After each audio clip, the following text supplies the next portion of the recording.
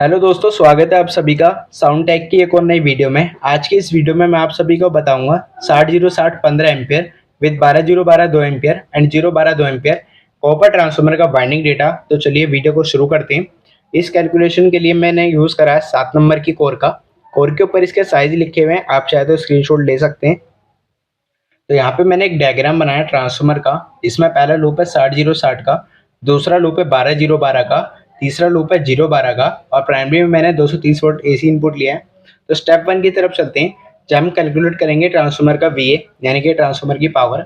इसको कैलकुलेट करने के लिए हम सेकेंडरी का जितने भी वोल्टेज है उनको मल्टीप्लाई कर देंगे उसके एम्पियर से। तो सेकेंडरी का पहला लूप है यहाँ पे 60-0-60 का, तो 60 और 60 वोल्टेज को ऐड करेंगे, उसको मल्टीप्लाई कर देंगे उसके एम्पियर से जो कि है 15।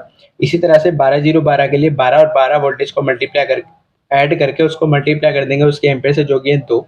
इसी तरह से 0-12 के लिए भी 12 को मल्टीप्लाई कर देंगे 2 से। तो यहाँ पे इसको कैलकुलेट करने के बाद मेरे को यहाँ पे आंसर मिल गया 1872, यानी कि हमारे ट्रांसफार्मर का VA हमें पता चल चुका है जो कि है 1872। स्टेप 2 की तरफ चलते हैं, जहाँ हम कैलकुलेट करेंगे ट्रांसफार्मर की स्टैक। इसके अंदर हम स्टैक एरिया निकालते हैं। स्टैक एरिया निकालने के लिए हमारे पास फॉर्मूला होता है 1.152 अंडर रूट VA। यहाँ पे 1.152 ऐसे लिखा रहेगा और VA हमारा हमने स्टेप 1 में निकाला 1872, वो हम यहाँ पे लिख देते हैं। तो उसको सॉल्व कर लेंगे कैलकुलेटर की हेल्प से। तो यहाँ पे मेरे पास आंसर आ गया 49.8431 सेंटीमीटर स्क्वायर। तो स्टैक एरिया हमने यहाँ पे सेंटीमीटर स्क्वायर में निकाला है, उसको हम कन्वर्ट कर लेंगे इंच में, क्योंकि आगे की कैलकुलेशन में इंच में करने वाले हैं। इंच में कन्वर्ट करने के लिए हमारे पास एक फॉर्मूला होता है सेंटीमीटर स्क्वायर डिवाइड बाय 6.452। तो उसके अकॉर्डिंग मैंने यहाँ पे सेंटीमीटर स्क्वायर की वैल्यू लिख दी है और उसको डिवाइड कर दिया।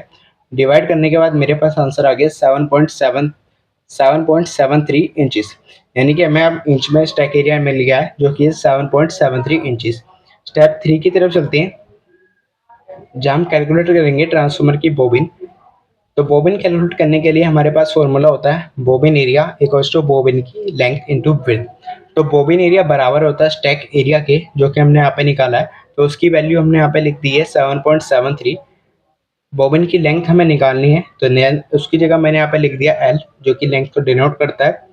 विड्थ हमें कोर से मिलेगी, मैंने 7 नंबर की कोर यूज़ करी है, तो उसकी यहाँ की विड्थ होती है 2 इंचेस, तो मैंने यहाँ पे 2 लिख दिया है। तो उसको सोल्व करने के लिए हम 7.73 के नीचे ले जाएंगे इस वाले 2 को, जहाँ से हमें लेंथ मिल जाएगी। लेंथ यहाँ पे जो मेरी निकल के आई है वो है 3.865 इंचेस। तो इसके अकॉर्डिंग मैंने यहाँ पे जो बोबिन सिलेक्ट करी है वो है 4 इंचेस इंटू 2 इंचेस की। तो बोबिन सिलेक्ट करने के बाद फोर्थ स्टेप की तरफ चलते हैं, जहाँ हम कैलकुलेट करेंगे ट्रांसफार्मर का TPV यानी कि ट्रांसफर वोल्टेज। तो TPV कैलकुलेट करने के लिए हमें पता होना चाहिए ट्रांसफार्मर का क्रॉस सेक्शन एरिया, जिसको हम CA या फिर CS से लिख सकते हैं। तो उसको निकालने के लिए हम बोबिन का प्रोडक्ट कर लेते हैं। तो बोबिन का प्रोडक्ट निकालने के लिए हम बोबिन की लेंथ और विड्थ को लिख लेते हैं यहाँ पे और इसको मल्टीप्लाई करेंगे तो उसका आंसर मेरे को मिल गया 8, यानी कि क्रॉस सेक्शन एरिया हमारा 8 है। इसके बाद आगे चलते हैं। तो यहाँ पे हमें ट्रांसफार्मर को कैलकुलेट करने के लिए 2 रूल होते हैं। पहला होता है 7.5 रूल, दूसरा होता है 8 रूल। 7.5 रूल हम न्यू ट्रांसफार्मर की कैलकुलेशन के वक्त यूज़ करते हैं, तो 7.5 रूल के साथ ही चलेंगे। मगर मैं आपको 8 रूल बता देता हूँ। 8 रूल हम पुराने ट्रांसफार्मर के साथ यूज़ करते हैं। अगर आपकी कोर में जंग लग रहा हो या रस्ट बोल सकते हो आप, जब भी आप 8 रूल के साथ जाइए, और या फिर आप पुराना ट्रांसफार्मर रिवाइंड कर रहे हो तो भी आप 8 रूल के साथ जाइए, आपको उतनी ही पावर और उतनी ही कैलकुलेशन में सपोर्ट मिलेगी। तो 7.5 रूल के साथ चलते हैं। तो 7.5 को हम डिवाइड कर लेते हैं 8 से। ये 8 हमारा क्रॉस सेक्शन एरिया जो मैंने अभी आपको लास्ट में निकाल के दिखाया है। तो क्रॉस सेक्शन एरिया से डिवाइड करने के बाद मेरे को यहाँ पे आंसर मिल गया 0.94। अभी 0.94 है हमारा ट्रांसफर वोल्टेज, यानी कि हमें सेकेंडरी और प्राइमरी की हर एक वोल्ट के लूप के लिए 0.94 टर्न्स की रिक्वायरमेंट होएगी। तो उसी के अकॉर्डिंग मैंने यहाँ पे वाइंडिंग कैलकुलेट कर ली है।